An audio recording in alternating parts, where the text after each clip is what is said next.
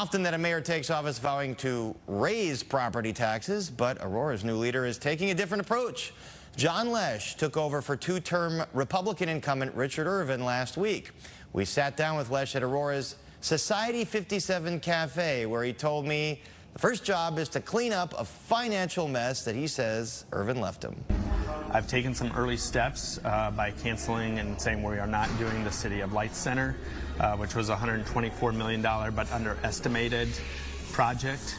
That did not include the parking garage and a bunch of the land purchases and so forth for that project. So there's some steps that we've taken. We're finding more ways to cut back, and meetings with the economic development team have also revealed that there's more or less a house of cards propping up, using taxpayer dollars to prop up a lot of businesses.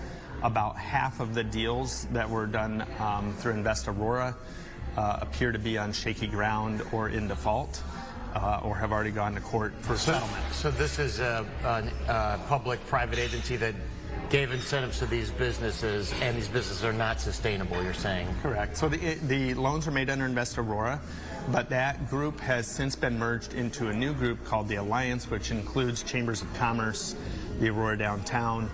I have yet to meet with the leader of the Alliance, her name is Kelly, and to try and flesh out a solution in the future for that organization if we choose that it should continue to exist. But right now it's just looking at sort of the economic impact and trying to do what we can to chart a path towards more sustainable development.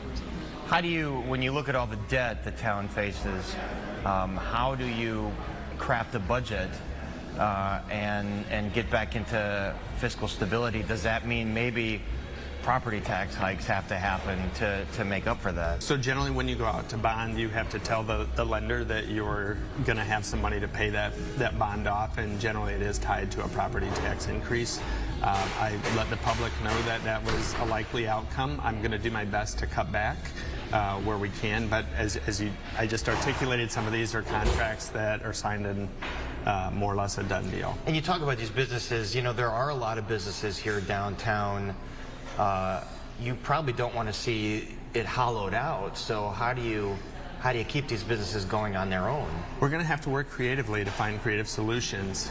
Some of them, I think there's somewhat of a little bit of an oversaturation. We have a number of coffee shops. Some are struggling because we just don't have the number of people and customers to support and provide enough foot traffic. Definitely we want to see everybody that's made an investment in the downtown succeed. That would be a goal, but we're going to have to look at some very creative solutions to make that happen. You know, this is the second biggest city in Illinois. When you take over a job like this and you realize you're responsible for 180,000 people and businesses and industry, can you describe the weight of that? It's significant, but I'm not panicking. We didn't get into this mess overnight, and we aren't going to get out of it overnight. I've got a lot of support from the community. They know that we're in trouble, and I think that they're going to be patient as I work through some solutions, as long as I continue to communicate openly with the community about where we're at, and I plan to be very open and transparent as we move forward.